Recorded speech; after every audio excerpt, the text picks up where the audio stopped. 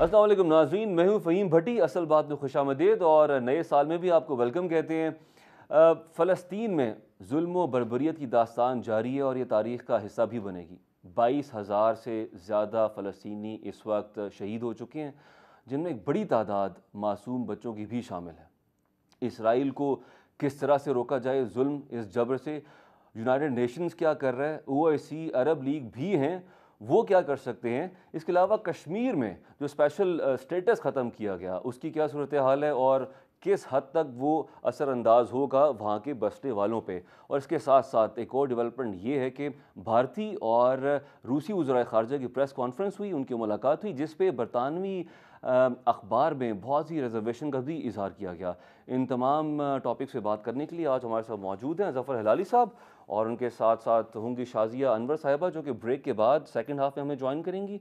Ali server Naqvi साहब होंगे, जो कि साबिक सफ़ीर हैं, और राजा फैसल, वो भी माहिर आलमी अमूर हैं। इन तमाम मेहमानों को हम वेलकम कहते हैं। हाजी साहब, आलमी बरादरी ने बरतानिया को यहूदियों के लिए जो फ़लस्तीन में एक कौमी घर तश्कील देने की जिम्मेदारी दी थी, वो आप क्या समझते हैं, बरतानिया की जिम्मेदारी क्यों दी गई थी और बरतानिया का उस वक्त क्या इंटरेस्ट था? यार देखिए, अगर आप ये इनकी तारीख़ जानना चाहते हैं बैलफोर डिक्लेरेशन का और बैलफोर ख़ुद, और क्यों वो इतना ये हुआ, इतना सल्तनत उस्मानिया के झुका बाद उनके जी क्यों ये इतना झुका यहूदियों की तरफ, तो वो एक लंबा किस्सा हो जाता है। बस आप ये समझें कि यहूदियों का फाइनेंशियल रीच जो था उधर से अब तक वो कायम है, बल्कि अमेरिका में वो बढ़ भी गया है। तो इनका इन्फ्लुएंस जो है वो काफ़ी है, बहुत है बल्कि। और एक दफ़े यूरोप को वो गिल्टी कॉम्प्लेक्स आ गया, holocaust, as a result of the holocaust. माने हॉलोकास्ट तो और तो कोई जगह नहीं हुआ ना, यूरोप में हुआ, यूरोपियंस ने किया, बेशक जर्मन्स ने किया हो, मगर यूरोप में हुआ। तो बस वो एक उनका कॉन्शियंस को थोड़ा सा बिठाने के लिए उन्होंने कहा कि नहीं नहीं, होमलैंड होना चाहिए। बात असल ये थी कि उस वक्त कॉलोनीज़ थे ना सब, तो जो दूसरे मुल्क हैं वो पूछ नहीं सके कि भाई आप हमारे एक्सपेंस पे क्यों दे रहे हैं, आप इनको अगर ज़मीन देना चाहते हैं तो यूरोप में दें, आपने इनके साथ हिमाकत की है, हमने तो कुछ नहीं किया है। मगर उस वक्त वो कोई था नहीं। And that is basically. अच्छा हलाली साहब, एक सवाल मेरे जहन में आता है कि उस वक्त इजराइल के यहूदी इस हद तक ताकतवर नहीं थे जो पोजीशन आज है। उस वक्त बरतानिया ने क्या गेज कर लिया था, कुड दे फोरसी कि अगर यहाँ पे इसराइली रियासत का क़याम हो पाता है तो उसके हमें क्या फ़वाइद होंगे इस रीजन में, वाइस वर्सा?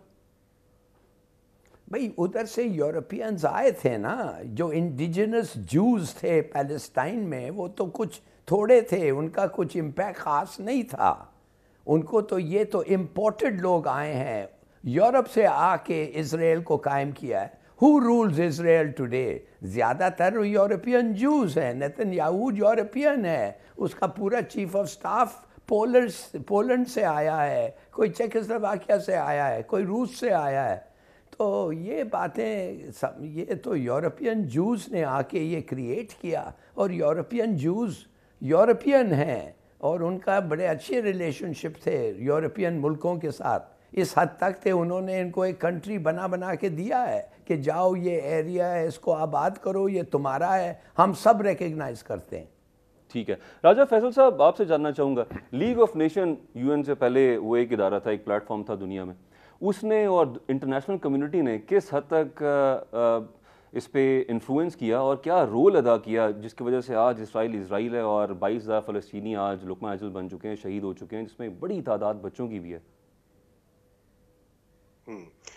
देखें, अगर आप मुझसे ये पूछते हैं कि क्या यूनाइटेड नेशंस ने इस सारे मामले में अपना अहम किरदार अदा किया या नहीं किया, to some extent they try to do it. लेकिन मैं हिलाली साहब से अग्री करूंगा कि अगर ओपनली देखा जाए तो जो जूस इस वक्त हमें नजर आते हैं वो बेसिकली उनको जो ऑर्थोडॉक्स जूस हैं वो भी उनको जूस तस्वर नहीं करते। उसकी वजह ये है कि ये इनके लिए एक टर्म यूज होती है अश्केनाज़ी जूस।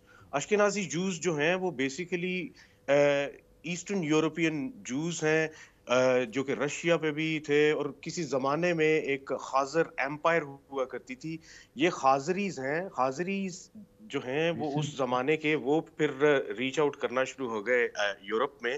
اینڈ اس وقت کے یہ لوگ ہیں، اور ان کے بارے میں اوپنلی یہ کہا جاتا ہے کہ یہ اصلی جوز نہیں ہیں. اصلی جو جوز ہیں وہ یہ بلیو کرتے ہیں کہ ہمیں جو اسٹیٹ ملے گی وہ ہمیں تحفے کے طور پہ ملے گی، وہ ہم کسی سے چھینیں گے نہیں. اسی لیے آج ہمیں یہ دیکھنے کو ملتا ہے کہ یورپ میں بھی ہر جگہ جو آرتھوڈاکس جوز ہیں وہ پروٹیسٹ کرتے ہوئے نظر آتے ہیں اسرائیل کے خلاف اور فلسطین کے حق میں.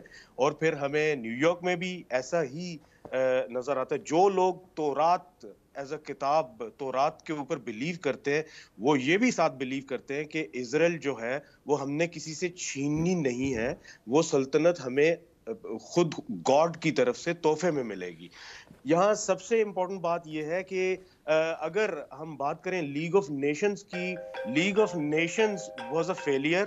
اس کی وجہ یہ ہے کہ اگر لیگ آف نیشنز فیلئر نہ ہوتا تو پھر 30s میں جو کچھ جوز کے خلاف جرمنی میں ہوا وہ نہ ہوتا، اس کو روکنے میں کامیاب ہو جاتی.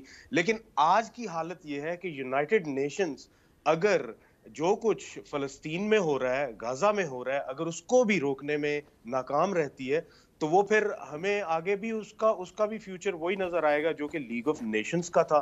تو میرے خیال میں جو ویسٹرن پاورز ہیں ان کو اس سارے تناظر میں مل بیٹھ کے یہ سوچنے کی ضرورت ہے کہ انسانیت کے لیے کام کیا جائے، نہ کہ ایک خاص جو ایک خاص ٹھیک ہے، ابھی قبیلہ والے ہے اس معاملے پہ کو ہم ڈسکشن سیکیور کرتے ہیں کرنے کے لیٹر آن. لیے. راج صاحب بہت شکریہ.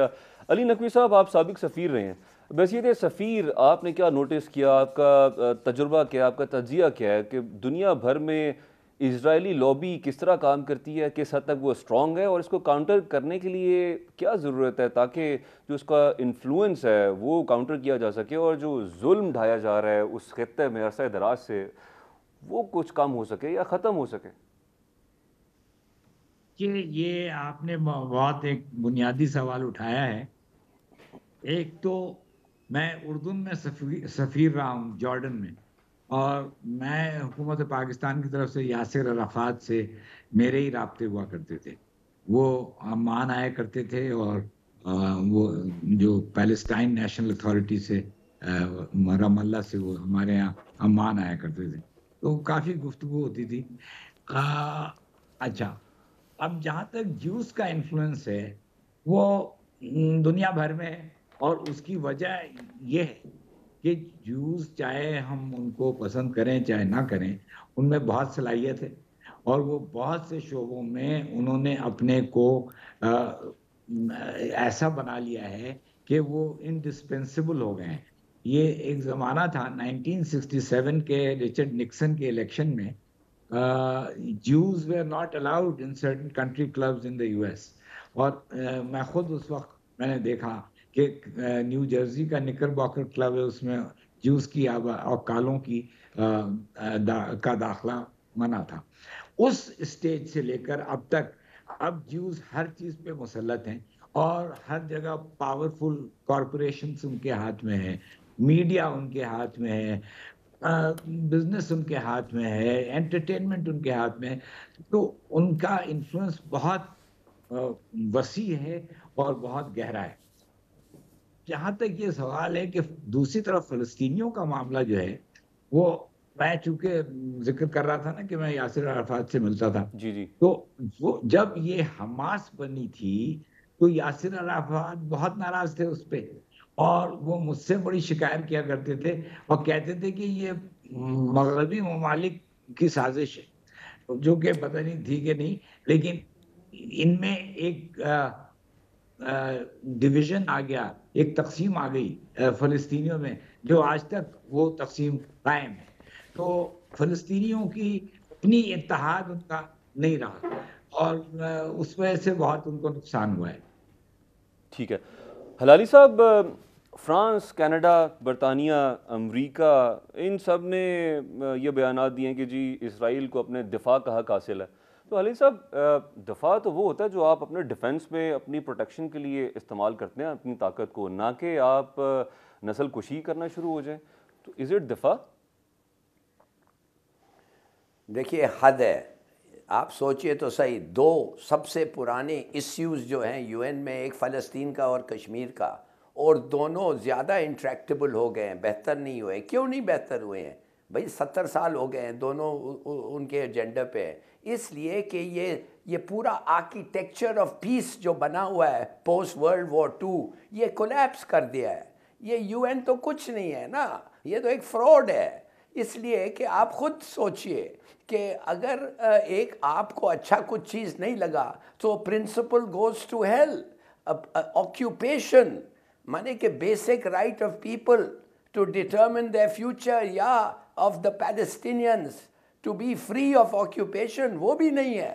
تو یہ تو ایک فراڈ ہو گیا، یہ چل نہیں سکتا ہے. جیسے لیگ کولیپس کیا ہے ویسے یہ ویٹو اور اس قسم کے سیلفش پالیسیز یہ تو کولیپس کر گئے ہیں یو این کا بھی. تو میں نہیں سمجھتا کہ یو این کی طرف ہمیں اب دیکھنا چاہیے. یو این کچھ نہیں کر سکتا.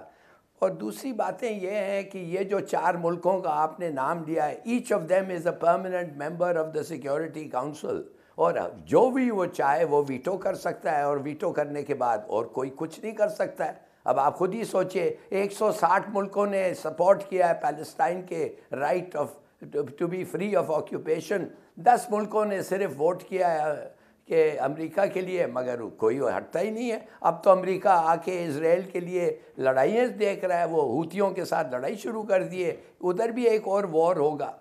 اور آپ دیکھیں گے کہ یہ ہوتی ایسے ویسے نہیں ہیں، یہ ان کو لڑنا آتا ہے، ان کے پاس میسائلز ہیں، ان کے پاس ڈرونز ہیں، اور ایک نہ ایک دن اور جلدی یہ امریکن، نہ صرف امریکہ کو، امریکن انٹرسٹ کو اٹیک کریں گے. اس کا معنی جو ہمسایہ ملک ہے ہوتیوں کا، اور وہ ہے سعودی عربیہ. تو things are getting out of hand, اس لیے کہ یہ جو پورا آرکیٹیکچر ہے پیس کا ورلڈ وار 2 کے بعد جو آیا ہے یہ کولیپس کر گیا ہے. ٹھیک ہے. راجہ فیصل صاحب، اسرائیل کہتا ہے کہ حماس ذمہ دار ہے اس قتل عام کا جو ہم کر رہے ہیں. خیر وہ تو اپنے آپ کو کہتے ہیں کہ ہم تو اپنا حق استعمال کر رہے ہیں، اپنے شہریوں کو ڈیفینڈ کر رہے ہیں. حماس تو 48 کے تقریباً 40 سال کے بعد فارم ہوئی تھی، اور اس سے پہلے یہ کئی ہزار معصوم جانیں جو ہیں ان کے ہاتھوں اس دنیا سے جا چکی ہیں اور وہ شہید ہو چکے ہیں. تو حماس کیسے ذمہ دار ہے؟ اسرائیل کا اصل میں آپ کیا سمجھتے ہیں ایجنڈا ہے کیا؟ What do they want actually? ان کا فائنل گول کیا ہے؟ ایک زمانہ تھا جب اسرائیل اس چیز کو ایکسیپٹ کر کے بیٹھ گیا تھا کہ ٹھیک ہے ہم علیحدہ اور فلسطین علیحدہ، اور 2 قومی جو کانسیپٹ تھا اپارٹ، ہم یہاں پہ اس ریجن میں سروائیو کریں گے، رہیں گے. بٹ اب اسرائیل اس کو بھی ایکسیپٹ نہیں کر رہا، ایڈمٹ نہیں کر رہا. وہ کہہ رہا ہے کہ there is only one nation that is Israel. دیکھیں منیر اکرم صاحب نے ایک بڑا خوبصورت لفظ استعمال کیا تھا کہ اوریجنل سن. جو اوریجنل سن ہے نا وہ establishment of state of Israel ہے. اسٹیٹ آف اسرائیل کا وجود ہی اوریجنل سن تھا کہ جہاں سے یہ سب کچھ سٹارٹ ہوتا ہے. اس کی وجہ یہ ہے کہ اگر دیکھا جائے تو سن 48 سے یہ سارا کچھ وہاں پہ چلتا آ رہا ہے. پھر نکباز ہوئے وہاں پہ، پھر ان کو جیسے وہاں سے نکالا گیا، ان کے گھروں سے نکال کے، ان کی زمینوں سے نکال کے، ان کو بے سر و سامانی کی حالت میں فلسطینیوں کو آپ جب بے گھر کر دیں گے، پھر ان کے اوپر کانسٹنٹلی مظالم کرتے رہیں گے. پھر یہ صرف اور صرف کوئی اکتوبر میں ایک واقعہ نہیں ہوا، بلکہ یہ سن 48 سے سب کچھ چلتا آ رہا ہے، بلکہ اس سے بھی پہلے سے چلتا آ رہا ہے. اور یہ جو ایتھنک کلینزنگ ہے یہ اس وقت سے ہوتی ہوئی آ رہی ہے.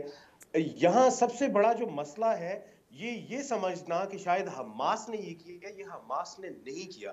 یہ سالہ سال کے وہ مظالم جو کہ اسرائیلیز اشیرباد کے ساتھ، ویسٹرن پاورز کے اشیرباد کے ساتھ جو وہاں پہ ڈھا رہے ہیں، یہ ان مظالم کا ریئیکشن تھا. ان مظالم کے ریئیکشن لوگ بندوق اٹھاتے. کسی کو شوق نہیں ہوتا کہ وہ آگ سے کھیلنا شروع کر دے. جب آپ اس کے لیے زندگی تنگ کر دیں گے تو وہ پھر وہی کرے گا. جب آپ ایک باپ کے سامنے بیٹے کو یا اس کی بیٹی کو قتل کریں گے، یا اس کی ماں کو یا اس کی بیوی کو قتل کریں گے، بہن کو قتل کریں گے، پھر وہ کیا کرے گا؟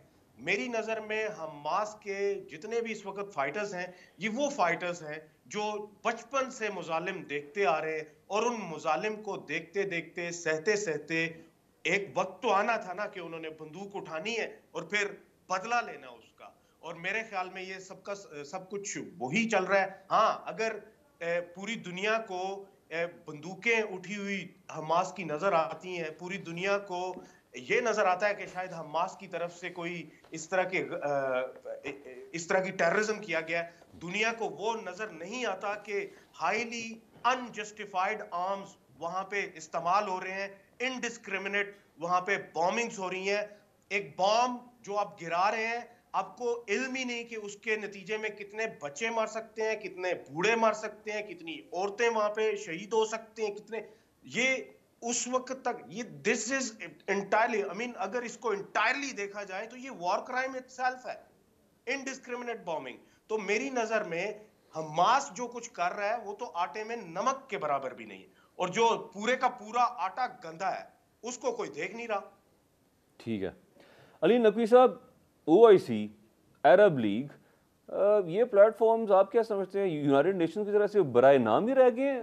ان عرب لیگ کا کیا فائدہ ہے؟ OIC کا کیا مقصد ہے؟ ان کا جو مقصد تھا، اصل مقصد، یہ وہ حاصل کر پا رہے ہیں؟ بالکل نہیں کر پا رہے ہیں، بالکل نہیں کر پا رہے ہیں. اور یہی تو بہت بڑا المیہ ہے کہ OIC اور عرب لیگ جیسی تنظیمیں وہ اس مسئلے کو نہ تو اس پہ کچھ ایکشن لے پا رہی ہیں، نہ ہی انہوں نے کوئی ایسی تجویز پیش کی ہو یا کوئی ایسا حل بتایا ہو.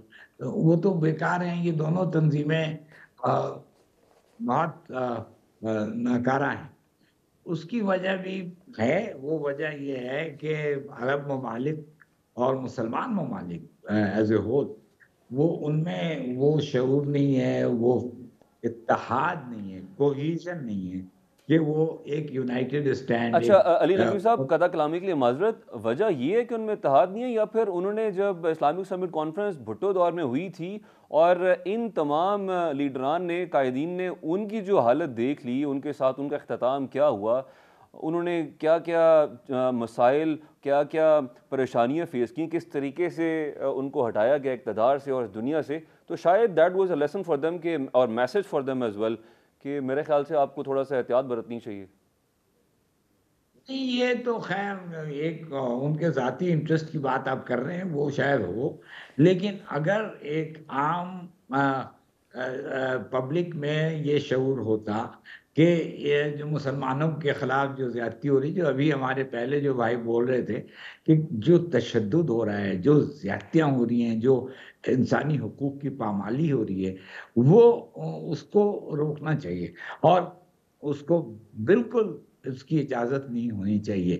یہ اگر یہ تو جنگ ہے بھی نہیں، کیونکہ یہ نہتے معصوم شہریوں کے خلاف اسرائیل جو ہے وہ گولے برسا رہا ہے ہوائی تو جہاز علی سے. نقوی صاحب، پھر اس کا مطلب ہے کہ ہمیں OIC سے، عرب لیگ سے اور یونائٹڈ نیشن سے، ان اداروں سے کوئی توقع نہیں رکھنی چاہیے؟ جی نہیں، بیکاز یہ جیو پالیٹکس ہے، پاور پلے ہے اس میں. یہ تو ممالک جتنے ہیں انہی کے کریٹ کیے ہوئے یہ فورمز ہیں. اگر وہ خود آپس میں یہ کچھ کرنا نہیں چاہ رہے تو وہ فورمز کیا کریں گے؟ فورمز کو انڈیپینڈنٹ ایگزسٹنس ان کی تھوڑی ہے. ٹھیک ہے، پروگرام جاری رہے گا، مزید اس پہ بات کریں گے، اور بریک کے بعد کشمیر کے حوالے سے بھی ڈسکشن کریں گے. ہمارے ساتھ رہیے گا. ویلکم بیک جی. ہمیں جوائن کیے شازیہ انور صاحبہ نے، ماہر ہیں بین الاقوامی امور کی، ان کو بھی خوش آمدید کہتے ہیں پروگرام میں. ظفر ہلالی صاحب، آپ سے جاننا چاہوں گا، مان لیا UN برائے نام ایک ادارہ رہ گیا، مان لیا OIC can not do much, Arab league بھی برائے نام ایک عرب لیگ ہے، اب آپ کیا سمجھتے ہیں سلوشن کیا ہے، اس کا حل کیا ہے؟ آپ آئندہ آنے والے وقت میں دیکھ رہے ہیں فلسطینیوں کو اس ظلم سے نجات مل پائے گی؟ کیسے ملے گی جی؟ اگر آپ وہ کہتے ہیں میدان جنگ میں وہ نہیں آپ حاصل کر سکتے ہیں اپنی طاقت سے، تو کیا آپ سمجھتے ہیں کہ کانفرنس ٹیبل پہ وہ آپ حاصل کر دیں گے؟ کوئی پیس کانفرنس پہ وہ حاصل کر دیں گے؟ یہ تو ہو ہی نہیں سکتا. آپ دیکھ رہے ہیں نیتن یاہو کا کیا ایٹیٹیوڈ کیا ہوتا ہے. وہ تو سیدھا کہہ رہا ہے کہ نہ صرف مجھے غزہ چاہیے, مجھے ویسٹ بینک چاہیے, مجھ میں گریٹر اسرائیل چاہیے. اور اب وہ جو زائنس ہیں, یہودی نہیں, وہ جو ٹریڈیشنل یہودی ہیں جو صحیح کہہ رہے تھے ہمارے پینلسٹ کے, ان کو تو وہ تحفے کے طور پہ ملنا چاہیے. مگر زائنسٹ جو ہیں وہ جو کہتے ہیں لڑکے لینا پڑے گا, اور امریکن زائنسٹ جو ہیں, جو بائیڈن کہتا ہے میں ایک کرسچین زائنسٹ ہوں, آپ سمجھتے ہیں ان سے آپ بس بیٹھے بیٹھے لے لیں گے؟ مطلب یہ کہ ہمارے پاس مایوسی کے سوا کچھ بھی نہیں ہے. بالکل, دیکھ کیسے ہو سکتا ہے بھائی, what you have lost on the battlefield you want to win on the conference table. وہ ایک ہی دفعہ ہوا ہے دنیا میں, اور وہ ایک آدمی ہوتا تھا, اس کا نام تھا میٹرنک. وہ نیپولین کو جنگ لڑایا اور جنگ ہار گئے آسٹرینز, اور آسٹرینز کے بہاف پہ اس نے جا کے وہ تھوڑا سا زمین لیا جو نیپولین کہہ رہا تھا یار تم نے مجھ سے کروایا کیا ہے, تم نے مجھ سے وہ جو میں جیتا ہوں وہ بھی لے رہے ہو. اس کا مطلب ہے کہ بڑا راجہ فیصل صاحب, یعنی کہ ہم پروگرامز کر لیں گے, اس پہ آرٹیکلز کچھ صحافی لکھ لیں گے, کچھ پروٹیسٹرز پروٹیسٹ کر لیں گے پلے کارڈز اٹھا کے اقوام متحدہ کی بلڈنگ کے باہر, یا نیو ایئر نائٹ پہ کل کچھ پروٹیسٹرز نے پروٹیسٹ کر لیا, اس سے بڑھتی بات دکھائی نہیں دے رہی. آپ کو لگتا ہے کہ نیتن یاہو کی اسرائیل کی وہی سوچ ہے جو بی جے پی کی سوچ ہے, جس طرح سے بھارت اٹو ٹنگ ایک بنا کے بیٹھا ہوا ہے ذہنی طور پہ, اسی طریقے سے اب وہ بھی اسی سوچ کا شکار ہے, اور اس کا بھی جو حاصل ہے, اس کی سوچ کا مقصد ہے وہ یہی ہے کہ بس ان کی نسل کشی کی جائے, ختم کیا جائے؟ اتفاق کروں گا ہلالی صاحب سے. اس کی وجہ یہ ہے کہ جب یہ سارا شروع ہوا تھا بیک ان اکتوبر, تو اس کے 2 دن بعد, ٹھیک 2 دن بعد, بھارت کے ایک چینل نے گرینڈ ڈیبیٹ کروائی تھی, جس میں کہ مجھے بھی ایز اے گیسٹ بلایا, اور تل اویو سے بھی تھے, لندن سے بھی تھے, پھر نیو یارک سے, اور ہر ایک جگہ سے, ایک نیو دہلی سے بھی بیٹھے تھے. تو اس میں جو تل اویو سے بیٹھے ہوئے تھے ود دی برٹش ایکسنٹ, وہ جو شخص تھے وہ یہ کہہ رہے تھے کہ ایسا کیوں نہیں کیا جاتا کہ یونائٹڈ نیشنز کی طرف سے ایجپٹ سے کہا جائے کہ تمہارے بہت زیادہ قرضے ہیں اور تم آئی ایم ایف کے قرضے بھی تم نے دینے ہیں, تو تم جو سینائے پیننسولا ہے وہ تم خالی کر کے ان کو کیوں نہیں دے دیتے تاکہ غزہ کے لوگ ادھر چلے جائیں. تو میں نے اسی وقت اس کو ٹوکا کہ یہ الٹیمیٹلی آپ کا جو گول ہے, جو اس میں سے آپ حاصل کرنا چاہتے ہیں, مجھے تو یہ لگتا ہے کہ آپ غزہ پورے کا پورا وائپ آؤٹ کر کے تو وہ پھر ان کو وہاں سے نکال دینا چاہتے ہیں, غازنس کو.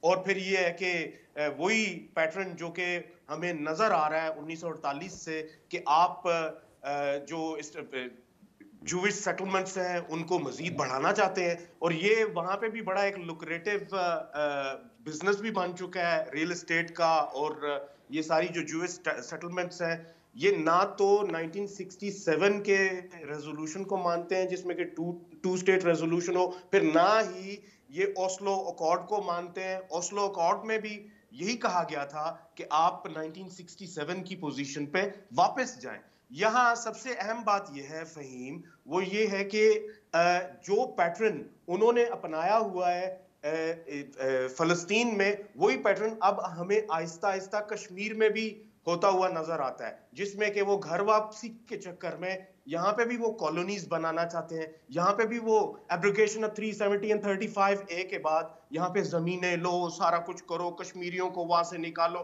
وہاں پہ اپنے گھر بنانا شروع کر دو. وہاں کی جتنی ڈیموگرافکس ہیں اس کو وہ بالکل ڈسرپٹ کرنا چاہتے ہیں تاکہ وہاں پہ کوئی پلبسائٹ کا نام ہی نہ لے سکے. سو دس از دا سیم موڈس آپرانڈائی جو کہ اسرائیل نے فلسطین میں کیا.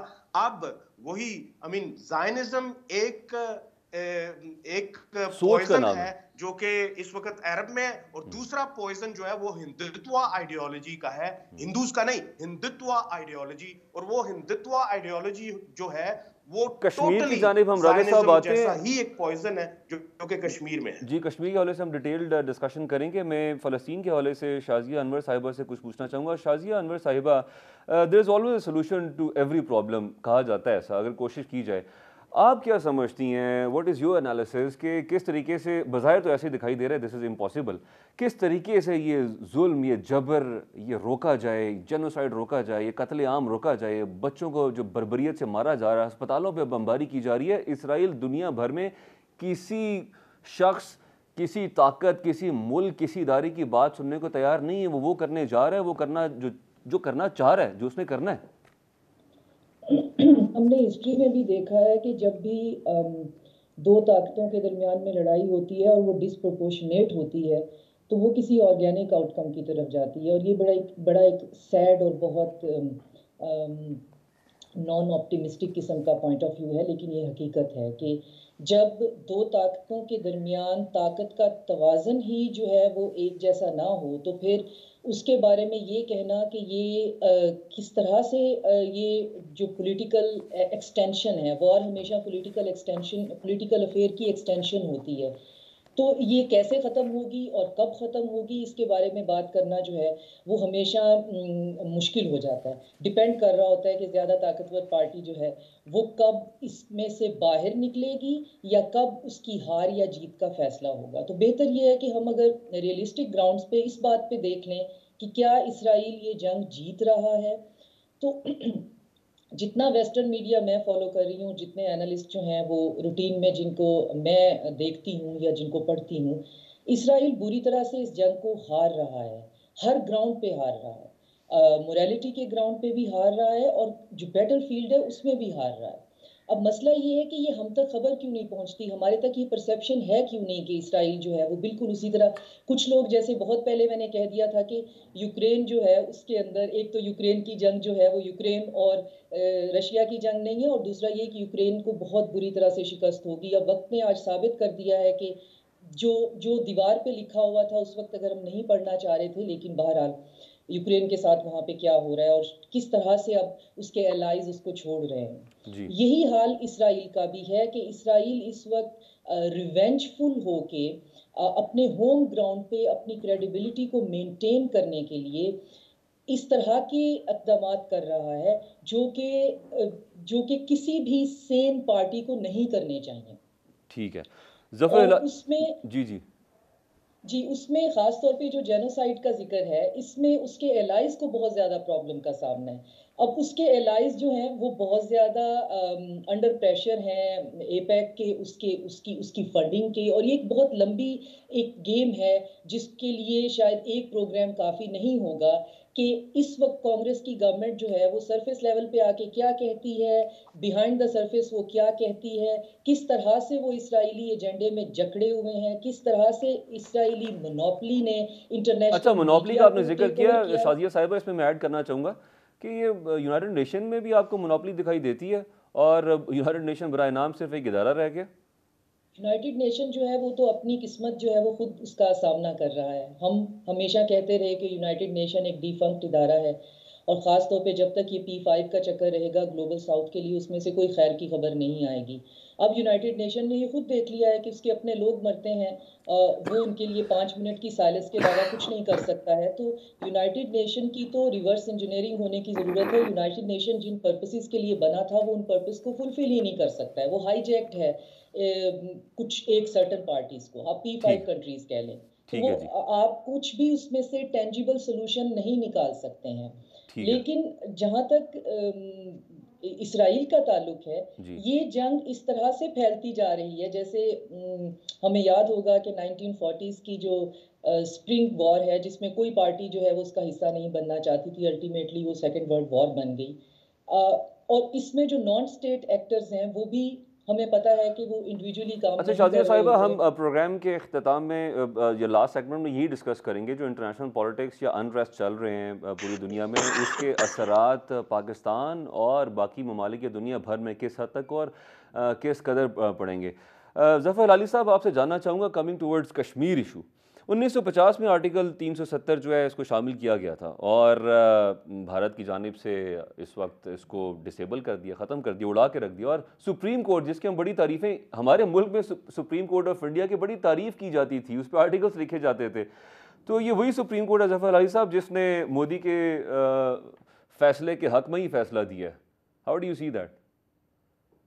एब्सोल्युटली, ये सुप्रीम कोर्ट वो सुप्रीम कोर्ट नहीं है जो नेहरू के ज़माने में थी। ये सुप्रीम कोर्ट बीजेपी का सुप्रीम कोर्ट है।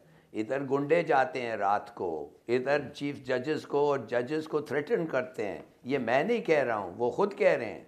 सबको पता है हिंदुस्तान में जुडिशरी के साथ बीजेपी गवर्नमेंट क्या कह रही है, सबको पता है मूडी किस किस्म का आदमी है। आप क्या समझते हैं जो आदमी एक ऑर्डर दे सकता है एक एसपी को गुजरात में सन 2000 में कि ये जो मुसलमान को हम मारेंगे, तुम उधर बेशक पहुंच जाओ मगर तुमने इंटरफियर नहीं करना है। और वो जाफरी जो था वो एमपीए, उसकी वाइफ खड़ी हुई थी और उनके सामने पहले उन्होंने उसका हाथ काटे, फिर पैर काटे, और वो एसपी को कहा था खुदा के लिए कुछ कहो, तो कहता है कि my orders are not to intervene. इस किस्म के आदमी से आप निगोशिएट कर सकते हैं? आपने इस प्रोग्राम के शुरू में कहा था कि कोई मीटिंग हुई है इंडिया और रूस के जी वज़राए ख़ारजा की जी क्या रिएक्शन था वेस्ट में उसका, आप मुझे बताएं।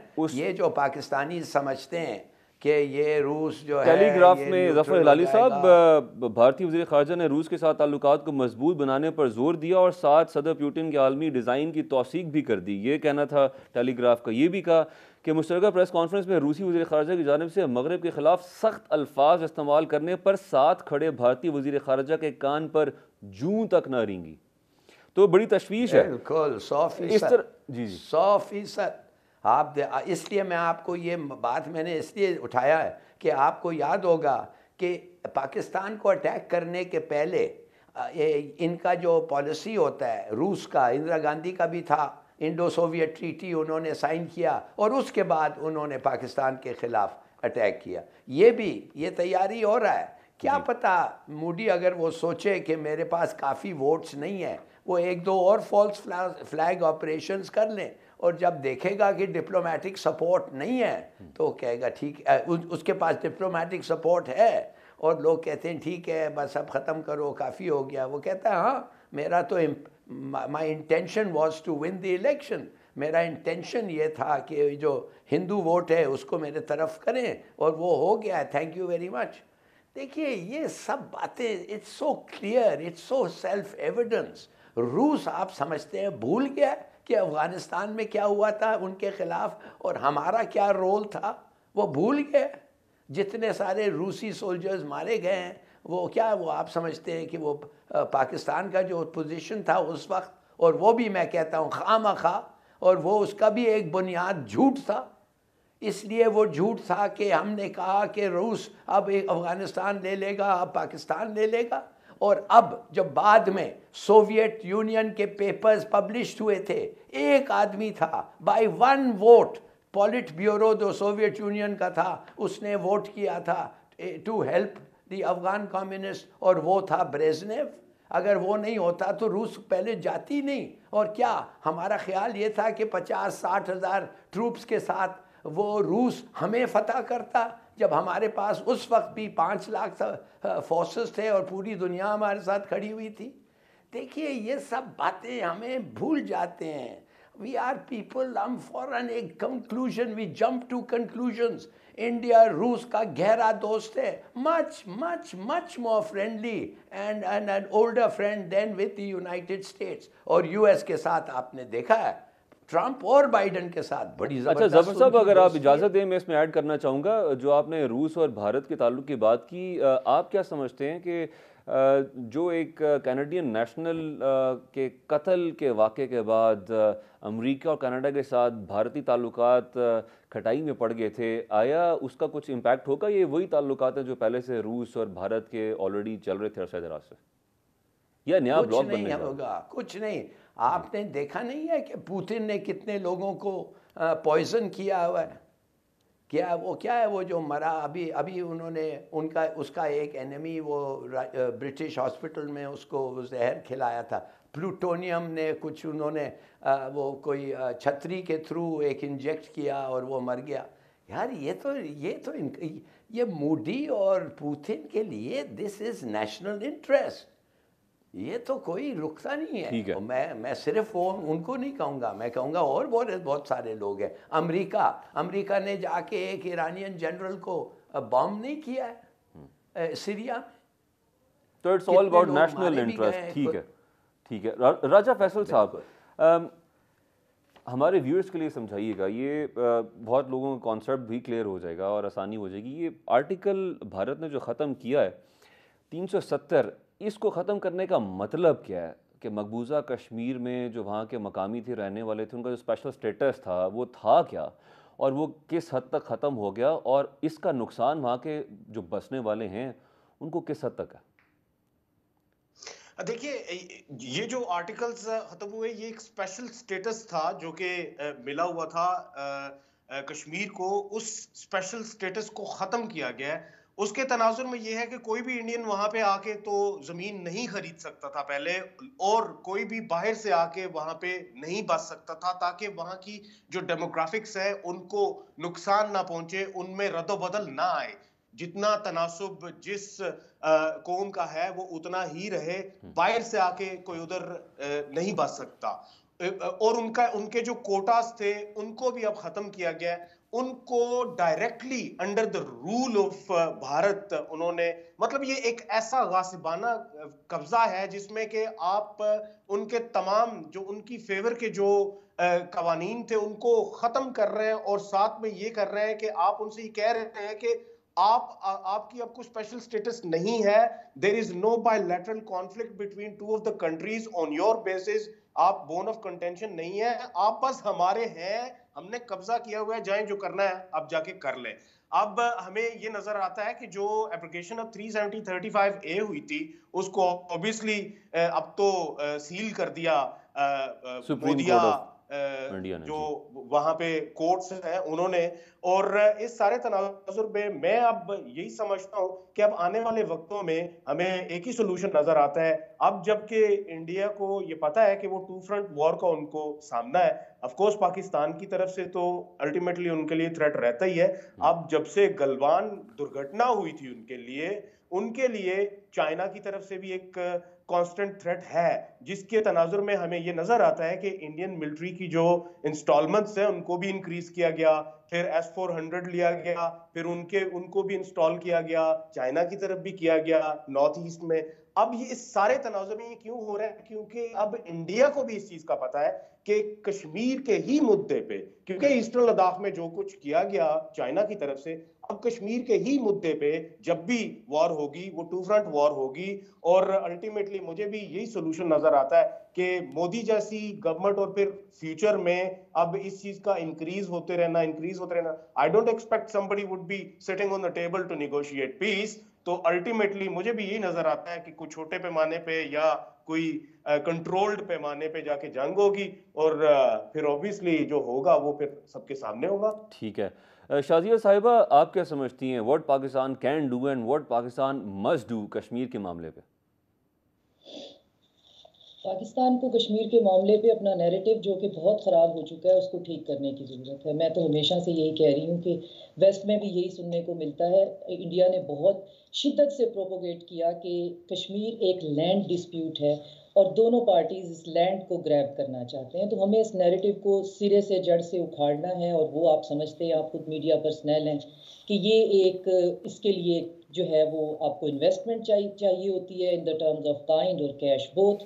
نیریٹو بنانا جو ہے وہ سستا کام نہیں ہے, اس کے لیے پیشنس بھی چاہیے ہوتی ہے. تو سب سے پہلے تو ہمیں یہ نیریٹو دنیا میں چینج کرنا ہے کہ کشمیر کوئی لینڈ کا ٹکڑا نہیں ہے اور پاکستان کو اس کو گریب کرنے میں کوئی دلچسپی نہیں ہے. وہ ایک ہیومن رائٹس کی ایٹراسٹیز وہاں پہ ہو رہی ہیں. وہ ایک اوپن ایئر پریزن ہے جہاں پہ لوگوں کے ایون کوگنیٹو فنکشنز امپیئرڈ ہو رہے ہیں. وہاں پہ لوگوں کے ساتھ جو جینوسائڈ ہو رہا ہے, وہاں پہ ایتھنک کلینزنگ ہو رہی ہے, وہاں پہ پرجنگ ہو رہی ہے. تو اس کی طرف آپ دھیان کریں. کشمیر کس کا حصہ بنے گا یہ ہمارا پولیٹیکل پوائنٹ آف ویو نہیں ہے کہ کشمیر جو ہے وہ اس کا حصہ بنے گا یا اس کا حصہ بنے گا. پاکستان نے پرنسپلی ہمیشہ اس بات کا کو سپورٹ کیا ہے کہ کشمیر کا فیصلہ جو ہے وہ کشمیری کریں گے, اور وہ جو ان کا فیصلہ ہوگا پاکستان کو اس سے کوئی پرابلم نہیں. انڈیا نے پوری دنیا میں یہ بیچا ہے کہ بیسیکلی یہ ایک لینڈ ڈسپیوٹ ہے, تو وہ لوگ پھر اس کو اسی طرح سے لیتے ہیں. اب جب یہ کیس لڑنے کی کوشش کرتے ہیں تو آپ کے پاس اگلا سوال یہ ہوتا ہے کہ جی پاکستان کیوں انٹرسٹڈ ہے کشمیر میں؟ تو ہم کشمیر میں انٹرسٹڈ نہیں ہیں, ہم کشمیریوں میں انٹرسٹڈ ہیں, جو کہ آپ کا سب سے بڑا جو ہے, آپ ہیومن رائٹس کے چیمپئن بنتے ہیں. تو ہم آپ کو آپ کی ہی زبان میں سمجھا رہے ہیں کہ تھوڑا سا وہاں جا کے دیکھ لیں کہ وہاں پہ انسانوں کے ساتھ ہو کیا رہا ہے. ٹھیک ہے. اچھا شازیہ صاحبہ, جیسا کہ آپ نے کہا کہ بھارت پروپیگنڈا میں سکسیسفل ہے, اور ہمیں تو پروپیگنڈا تو اس کو ضرورت ہوتی ہے جس نے اپنا ظلم, اپنا جبر, اپنی غلط بات چھپانی ہوتی ہے. ہمیں تو پروپیگیٹ کرنا ہے اپنی حقیقت. تو یہ بتائیے کہ کیا ہمارے تھنک ٹینکس جو ہیں وہ they are not good enough, یا ہمارے پاس تھنک ٹینکس اس قدر نمایاں نہیں ہے دنیا میں, وہ کام نہیں کر رہے جو انڈین تھنک ٹینکس کام کر رہے ہیں؟ ہماری لابنگ کرنے کا طریقہ کچھ اور ہے, ہماری اپروچ غلط ہے, اس پہ کمی کہاں پہ ہے؟ کون اس پہ کام کرے گا؟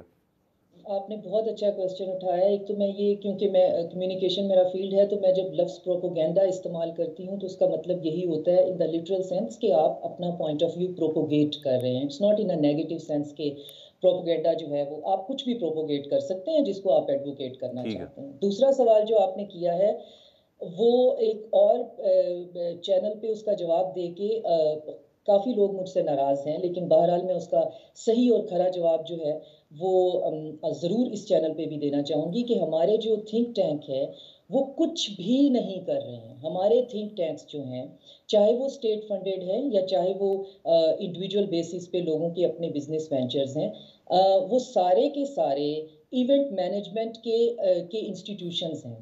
وہ ایونٹ آرگنائز کرتے ہیں, اس کی تصویریں بناتے ہیں کہ اس ایمبیسڈر کے ساتھ آج ہم نے کھانا کیا, فلاں گیسٹ اسپیکر کو ہم نے بلایا.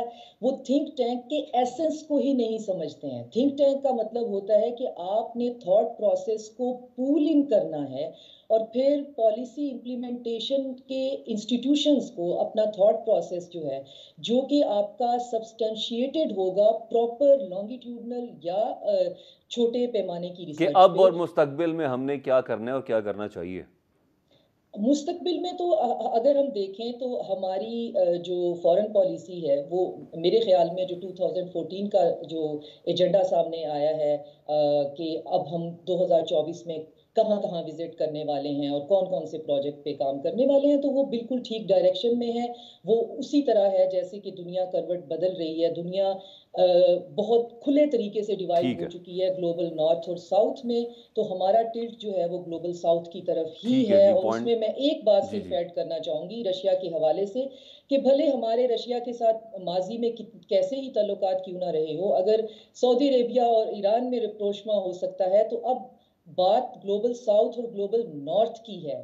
اب گلوبل ساؤتھ اکٹھا ہو کر ویسٹرن ہیجمنی کے خلاف کھڑا ہونا چاہتا ہے. تو اسی لیے ہوپ فلی ہم نے برکس کے لیے اپلائی کیا ہے, اور ہمیں چائنا کی طرف سے تو سپورٹ ہوگی ہی, رشیا کی طرف سے بھی ہم امید کرتے ہیں کہ ہمیں سپورٹ مل جائے گی, اور انڈیا جو ہے وہ بھی ویٹو نہیں کرے گا اپون دا بیسس آف کہ کوئی پرو کو ہم اس سے کروا لیں گے کہ وہ کسی اور فی الحال پری میچور ہے, وہ کسی اور الائنس میں انٹر ہونا چاہتا ہے. تو جی ٹھیک ہے, پوائنٹ ٹیکن شازیہ صاحبہ. وقت ہو جاتا ہے بریک کا. ظفر صاحب آپ کچھ ایڈ کرنا چاہ رہے تھے, بریک کے بعد آپ کی طرف آؤں گا. جی ہمارے ساتھ رہیے. Welcome back. جی ظفر علی صاحب, آپ کچھ ایڈ کرنا چاہ رہے تھے بریک سے پہلے. دیکھیے میں آپ کو کہہ رہا ہوں کہ یہ جو اس وقت فیصلہ ہوا, یہ جو سپریم کورٹ آف انڈیا نے جو ان کو اجازت دے دی ہے بیسکلی کہ زمین انڈیا سے لوگ آ کے سیٹل ہوں اور باہر سے بھی لوگ آ کے سیٹل ہو, and they should settle as voters in Kashmir, مانے کہ وہ ان کو ووٹ کا بھی حق ہوگا. تو یہ چھوٹا وقت کی بات ہے.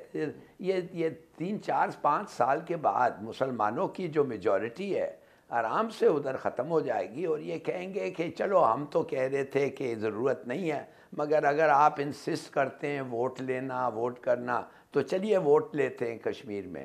اور اتنے ہندوز آ کے ادھر سیٹل ہوں گے کہ وہ مسلمان تو اوور ویلم ہو جائیں گے, اور وہ ووٹ کا بھی نتیجہ as a foregone conclusion سب کو پتہ ہے کیا ہوگا. تو دیکھیے یہ سب ایک فراڈ ہے. یہ انڈیا نے کبھی کشمیر کا حق خود ارادیت کا ووٹ کبھی نہیں جیتا، اور اسی لیے انڈینز خود کہتے ہیں کہ یہ نہرو پتہ نہیں پاگل ہو گیا تھا کہ اس قسم کے اگریمنٹ پہ انڈیا کی منظوری دی تھی۔ ٹھیک ہے راجہ فیصل صاحب، میں سمجھتا ہوں کہ forget about کشمیر۔ جی آپ کیا کہتے ہیں forget about کشمیر؟ نہیں، میں کہہ رہا ہوں یہ تو آپ کشمیر پیسفلی نہ آپ پلیبسٹ ہولڈ کر سکتے ہیں اور نہ اس کا رزلٹ پہ آنر ہوگا۔ ٹھیک ہے میں سمجھ گیا۔ راجہ فیصل صاحب، یوکرین، روس، پاکستان، بھارت کشمیر کے معاملے پہ، فلسطین، اسرائیل، یہ جو تینوں انریسٹ اس ایریا اس ریجن میں ہیں، ان ریجنز میں ہیں آئی ووڈ سے، آپ کیا سمجھتے ہیں کہ اس کا امپیکٹ گلوبلی کس حد تک بڑھ سکتا ہے؟ چونکہ ظفر ہلالی صاحب نے بھی ذکر کیا تھا کہ ورلڈ وار کے حوالے سے بھی کہ بات سٹارٹ تو پھر ہوئی تھی بٹ پھر ختم ورلڈ وار پہ جا کے ہوئی، تو آپ کو لگتا ہے ایسے کہ آگ بھڑکتی جائے گی اور لپیٹ میں پوری دنیا کو لے سکتی ہے، اور خاص طور پہ پاکستان پہ کیا امپیکٹ ہے، including Kashmir, including Ukraine Russia war, including Palestine issue? دیکھیں جو کانفلکٹ آف کشمیر ہے وہ تو ایک آن گوئنگ کانفلکٹ ہے، اس کا اثر ہوتا ہے لیکن وہ چھوٹے پیمانے پہ اثر ہوتا ہے، اور آف کورس پاکستان اور جیسے انڈیا بھارت دونوں کو قطع کلامی، بٹ پاکستان اور انڈیا اٹامک طاقت ہے، بالکل اٹامک طاقت ہے، لیکن وہ ایک آن گوئنگ کانفلکٹ ہے، ایک وہ آن گوئنگ کانفلکٹ ہے، اینڈ آف کورس اس کے اوپر ہمیں دیکھنے کو یہ ملتا ہے کہ بے شک اس کے حوالے سے ہمارے ساتھ بات بھی کی جاتی ہے، سب کچھ ہے، لیکن یہ ہے کہ that is considered as an on going conflict, ٹھیک ہے۔ لیکن جب بات کی جاتی ہے یوکرین کرائسس کی، that was cooking up since a longer time, لیکن یہ ہے کہ اس قسم کے جو کانفلکٹس ہیں جس میں کہ فل فلیج ہمیں وار ہوتی ہوئی نظر آتی ہے، جیسے کہ فلسطین کا معاملہ ہو گیا، جیسے کہ یوکرین کا معاملہ ہو گیا۔ اب اگر آپ یوکرین کا مجھ سے پوچھتے ہیں تو یوکرین کرائسس کی وجہ سے، یوکرین وار کی وجہ سے پوری دنیا اثر انداز ہوئی۔ اس کی وجہ یہ ہے کہ پوری دنیا میں گرین شارٹیجز ہوئیں، پھر فوڈ جو ڈیفیسٹی ہے وہ انکریز ہوئی، پھر اس کے بعد ہمیں یورپین انرجی کرائسس نظر آیا، جس کے بعد کہ ہم نے اچانک سے دیکھا کہ انفلیشن بڑھی، اس کا پھر ہمارے اوپر بھی اثر پڑا کہ یوکرین جیسا ملک جس کی کہ آبادی تھوڑی ہے لیکن فرٹائل لینڈ ہے، گندم بہت اچھی ہوتی ہے، same as the case with Russia as well, یہ افریقہ کی نیڈز گرین کی اور ہماری بھی ایون کے جو نیڈز ہیں گرین کی، جن کی کہ بڑی پاپولیشن ہے جن ملکوں کی، اس کی وہ پوری کرتے تھے، وہاں پہ انفلیشن ہوگی، انرجی کرائسس ہو گئے۔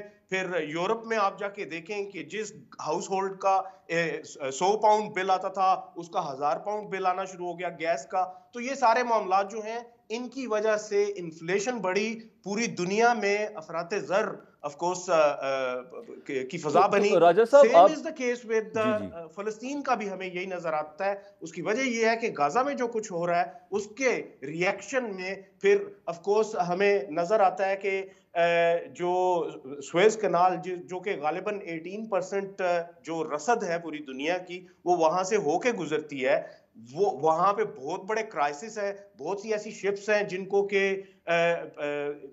اس میں میں یہاں پہ راجہ فیصل صاحب یہاں پہ سوال ایڈ کرنا چاہوں گا کہ ویسٹرن ورلڈ کو یہ خدشہ، اور وہ ان کے بیانات بھی آئے ہیں کہ اگر روس کو یوکرین میں نہ روکا گیا تو روس اپنی ہیجمنی قائم کرنے کے لیے مزید آگے بھی بڑھتا جائے گا۔ اس بیان میں سوچ میں حقیقت دکھائی دیتی ہے آپ کو؟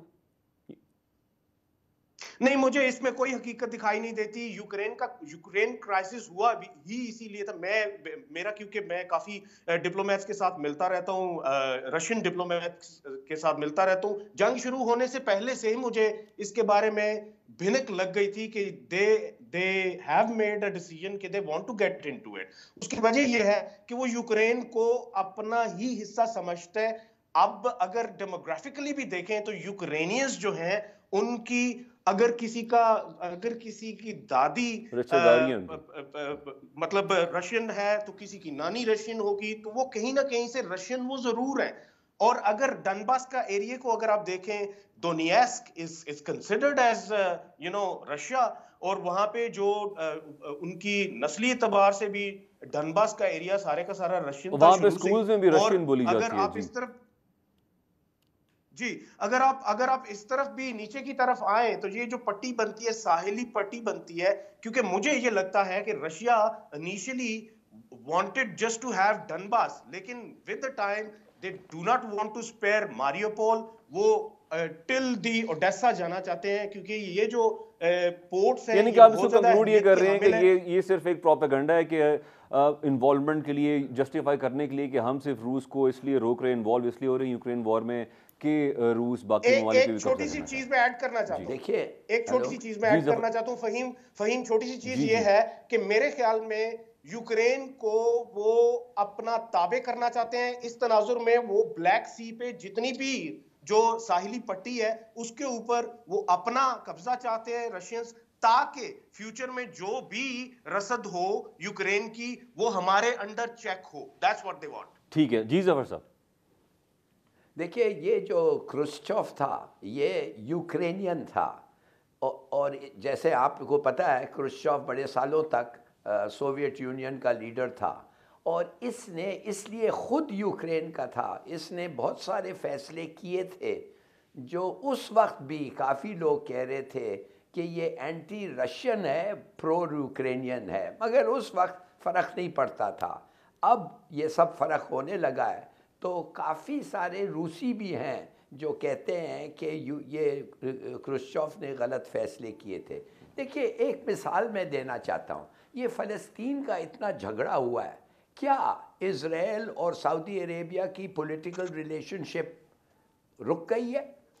کیا یہ جو پلانز تھے بڑھنے کے لیے اور ایک کیا پتہ نہیں کیا کیا سکیمز تھے یہ ختم ہو گئے؟ بالکل نہیں ہوئے. تو اگر اس حالت میں ختم نہیں ہوئے ہیں from the side of the Arabs, تو اب اور کیا پرووکیشن ہو سکتا ہے کہ ختم کرنے کی؟ جی ٹھیک ہے. تو میرے اپنے خیال میں کہ you should be careful thinking کہ کیا مسلمانوں کا ریئیکشن ہوگا. ٹھیک ہے سر، پوائنٹ ٹیکن.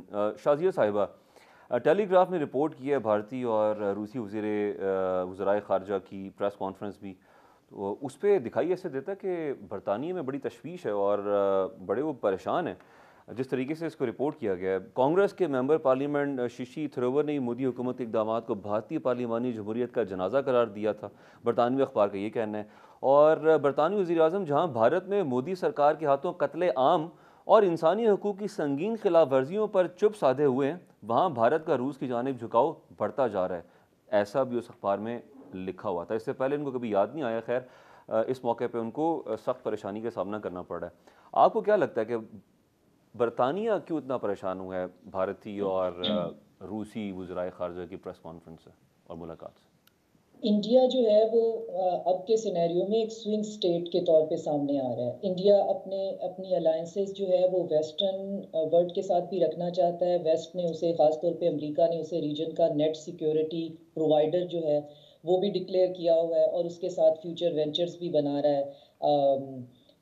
جو اکنامک کوریڈور ہے جو کہ ابھی صرف پیپر پہ ہے، جی وہ بھی بات ہو رہی ہے. انڈیا مڈل ایسٹ اور یورپ کوریڈور جو ہے جو کہ کاؤنٹر بیلنس کرے گا BRI کو. تو مسئلہ یہ ہے کہ وہ سوئنگ سٹیٹ کی پوزیشن سے اس کو یا خود والنٹیرلی ہٹنا پڑے گا یا اس کو فورسفلی ہٹا دیا جائے گا. اب ایسے نہیں ہو سکتا ہے کہ آپ ایک طرف جو ہے بات آپ ممبر ہوں اوکاس کے، کوڈ کے، آپ فیسیلیٹیٹ کر رہے ہوں فائیو آئیز کو، اور دوسری طرف آپ ممبر بن جائیں برکس کے، جہاں پہ آپ بات کر رہے ہوں ڈی ڈالرائزیشن کے، اور جہاں پہ آپ بات کر رہے ہوں IMF کے پیٹرن پہ ایک بینک بنانے کے، اور گلوبل ساؤتھ کے کنٹریز کو جو ہے وہ فنڈنگ اور فیسیلیٹیشن کی بات کر رہے ہیں. مسئلہ یہ ہے کہ جب بھی انڈیا جو ہے وہ کیٹاگوریکلی اپنا جھکاؤ روس کی طرف دکھاتا ہے، پبلکلی دکھاتا ہے، تو ویسٹ کے اندر ایک تھوڑی سی انریسٹ جو ہے وہ بالکل سامنے آ جاتی ہے کہ وہ پھر اس بات کا احاطہ کرنے لگ جاتے ہیں کہ کیا ہمارا یہ ڈیسیژن ٹھیک ہے یا نہیں ہے. کیونکہ ایز اے بیس کیمپ انہوں نے بہت عرصہ ہمیں استعمال کیا ہے. اب چونکہ اب ان کو یہ سمجھ میں نہیں آتا ہے کہ اس ریجن کے اندر وہ اپنا بیس کیمپ بنائیں گے کہاں پہ. اگر وہ ہمارے پاس دوبارہ آتے ہیں تو ان کو چیلنج کا سامنا کرنا پڑتا ہے. ہم چائنا کا ساتھ چھوڑنے کے لیے تیار نہیں ہیں. چائنا اور ہماری جو الائنس ہے ہم اس کو بریک کرنے کے لیے تیار نہیں ہیں. تو اگر ہم اس کے ساتھ تیار نہیں ہیں تو پھر ان کو اس ریجن میں کوئی ایسا پارٹنر چاہیے جو چائنا کو کنٹین کر سکے. پورا انڈو پیسیفک کی جتنی بھی ان کی جو پیک فارمیشن ہے, جتنی بھی الائنسز ہیں, ان کا موٹو یہ ہے کہ to contain the China in Indo Pacific. اب انڈیا اس بات پہ راضی ہو گیا, اپنی انیٹ جو اس کی دشمنی ہے چائنا کے ساتھ, لیکن اس کے باوجود وہ سوئنگ سٹیٹ ہے. جی بہت شکریہ, وقت ختم ہو چکا ہے, لیکن اس میں یہ بھی ایڈ کرنا چاہوں گا کہ برطانیہ نے وہ وقت بھی دیکھا جب سورج ڈھلتا نہیں تھا اس کی سلطنت پہ, اور لا آف نیچر ہے, ایوری رائز ہیز اے فال. تو دیکھتے ہیں کہ وہ فال کا وقت کب آتا ہے. وہ طاقتیں جو کہ ظلم ڈھا رہی ہیں, خاص طور پہ آج ہم نے بات کی فلسطین کی, کشمیر کی اور یوکرین کے حوالے سے بھی. بہت شکریہ ظفر ہلالی صاحب آپ کا, شازیہ انور صاحبہ, علی سرور نقوی بھی ہمارے ساتھ موجود تھے بریک سے پہلے. راجہ فیصل آپ کا بہت شکریہ جی, اس امید کے ساتھ, اس دعا کے ساتھ کہ آئندہ آنے والا سال جو سال شروع ہو چکا ہے آپ کے لیے اچھی خبریں لے کے آئے گا. دیکھتے رہیے اصل بات.